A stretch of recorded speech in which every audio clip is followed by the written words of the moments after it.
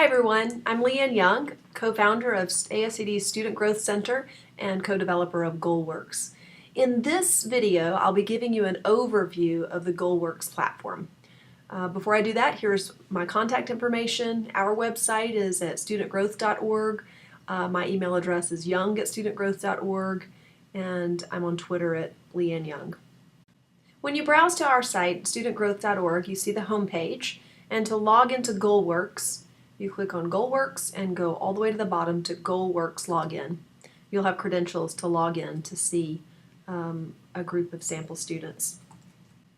When a teacher logs in, when a school has GoalWorks and a teacher logs in, or a parent logs in, that person is then only able to see the students that they're allowed to see. This will be important from a legal standpoint for those schools who are interested in GoalWorks for their IEPs. Because of the rights of confidentiality. When you log in, you see the students you're allowed to see, and we'll have a group of sample students that will pop up. And I'm going to search for book because those are the students that you'll be able to see in the demo account. So when you log in, you see the students you're allowed to see, any photo that's been uploaded as the student's profile, their grade, their school, what your role is. So there are different categories. So a person can be a case manager, a teacher, a parent, or a student, and all of those people have different permissions in terms of whether they can add goals, delete goals, add data, not add data, and so forth. We can see at a glance whether the student is on track to meet the annual goals. So we can see that Carmen is on track to meet all annual goals. It looks like Carter is on track to meet 2/3 of his annual goals. Maggie is on track to meet all of hers, and Danielle's not on track to meet any of hers. So that's what that glance, this overview gives you. Over here at the right, you're able to transfer the student to a new case manager. So the case manager is the person who has the right to transfer a student. So if a student moves to a different case manager or to a different school, you're able to do that. If the receiving school does not have GoalWorks, you are able to extract your data and send the data along anyway to the new school. Schools always own their data and have the right to extract that. Below that list of students is a list of goals that the person logging in is attached to. We recently had a school say, you know, it's hard for me to figure out where I need to go take data because I need to click on each student and see if there is a goal that I'm responsible for. So we reconfigured it so that people are attached to individual goals, and they can see at this glance here at this page whether they need to take data.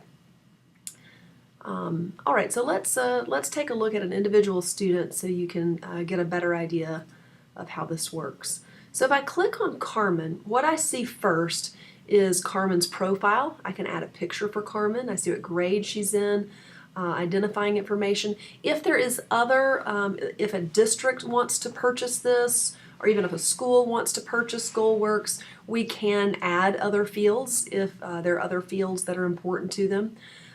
We have a profile, short profile about Carmen here. Below Carmen's profile, we see the list of team members. And so we can see that I'm the case manager, and I can add additional team members. So I can add everyone who's on Carmen's IEP team, or if she doesn't have an IEP, I can add anyone who we want to add who's a part of the team in planning for her interventions. And I can take team members off, and I can click here to email all of the team members. We'll come back to the graphs here in a minute. Below the graphs, we see a place for threaded conversation. So this works just the way any threaded discussion board would work. But what it allows is a place for the IEP team or educational team to have conversations about the students and the students' goals in a FERPA compliant manner. In other words, this keeps private conversations that might disclose disability status out of private email servers off of phones where people may be texting, and gives teachers a place to have sensitive conversations in a private manner. Below Team Conversations is a place where teams can upload any additional files that they would like to have attached to the student. When we go back to the top, we see where the goals, progress on each of the goals has been graphed. We can see that Carmen has 3 goals. This paragraph writing is not it's the skill, it's not the goal. This is the skill. One thing that will be important as we talk to schools and districts about GoalWorks and what it has to offer is we know that the quality of IEP goals is poor. And you won't have any trouble convincing any administrator or any educator really that we're struggling with the quality of our goals. And we struggle also with progress monitoring and reporting. And in fact, there was a study a number of years ago that demonstrated that the area of Individuals with Disabilities Education Act of lowest compliance is in the area of progress monitoring and reporting. So administrators will understand this. They'll understand that this is an urgent area of concern. We also know that even once we have a goal in place, even if it appears to be measurable, it's often not. And so GoalWorks solves this issue.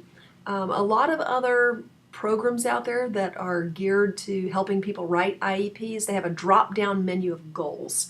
And we're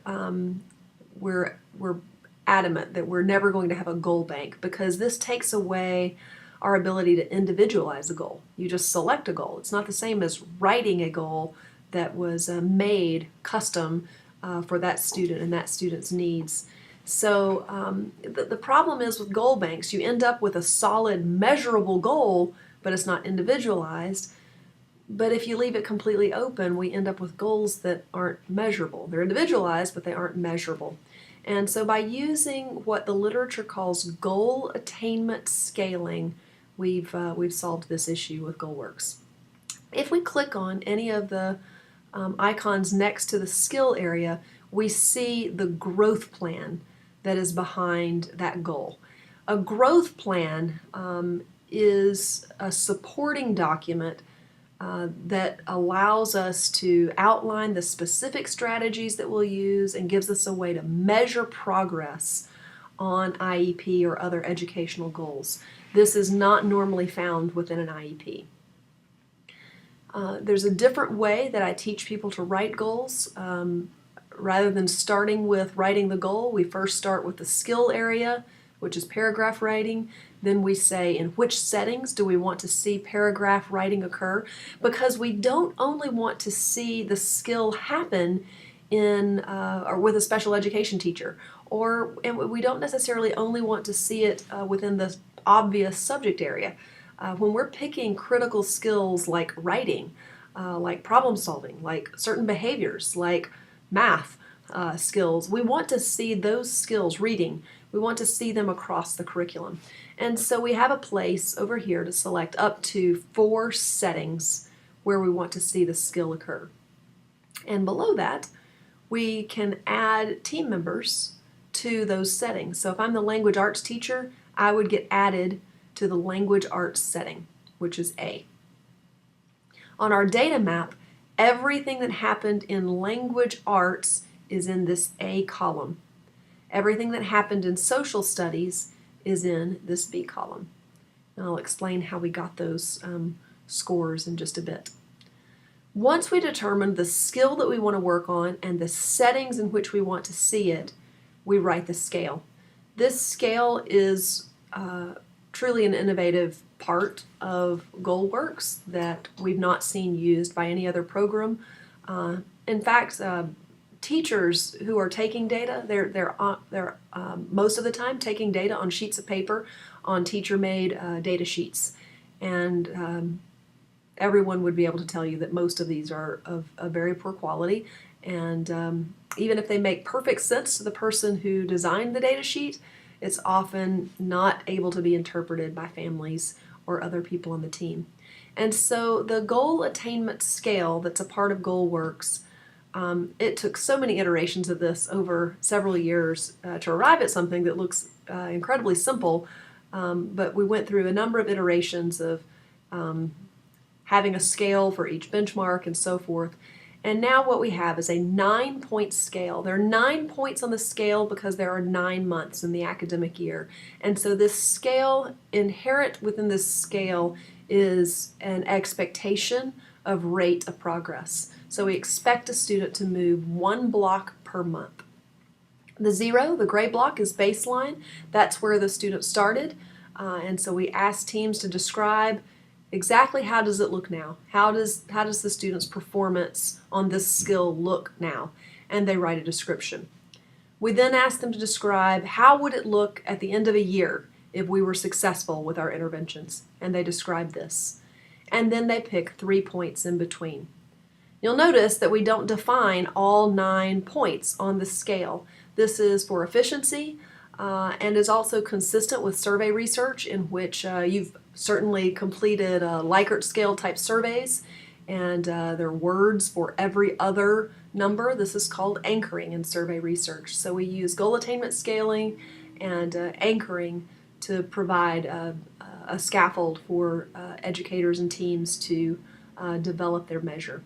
Once they determine their measure, they use the 4, what they wrote for the 4, to complete writing their goal, to write the criteria for success.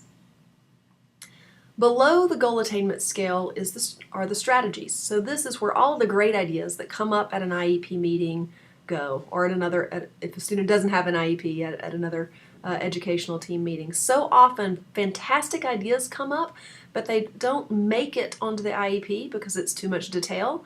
And many times we drift away from using them and don't use them to fidelity, and the information doesn't get to all the other people on the team who weren't a part of the meeting. So this is a place where that information goes. Below the strategies are the progress notes. In the progress notes section, we can write anecdotal notes about how the student performed. Let's say the student performed very poorly one day, but we think it's because she was sick. That's a good time to write an anecdotal note, so we can add additional information. We can also upload samples of student work. So for writing, I can click on upload, and then I can select a file. I could walk around the room with my phone or iPad, snap a picture of the student's work, and upload it here. And in this way, when it's time to have the IEP meeting or other annual review meeting, I have a data map I can see, I have samples of work that I can see, and this really focuses the meetings. And what teachers are telling us who are using this is it really focuses the IEP meeting on data and how to use those data to improve instruction. When it is time to take data, the team member clicks here on Add Data, and this adds a row in the data map. And whichever row or whichever cell that person is responsible for completing, that person clicks. So I would say, oh, Carmen, she didn't make any errors today, so that's a 4. And then I would click the green check mark, and then that color codes, it completes the cell with a 4 and color codes it purple. We can then scroll over to see who took data. We can see for any of these points who took data, and we added this feature after that cell was completed, which is why you can't see it. But now that the feature's been added, any data that's added since that time, you can see who added the data point. Not everybody entered data on every day, and we didn't enter data every single day. But even with entering data on some days, and some people entering data on some days, we begin to see a really nice map of how the student's progressing.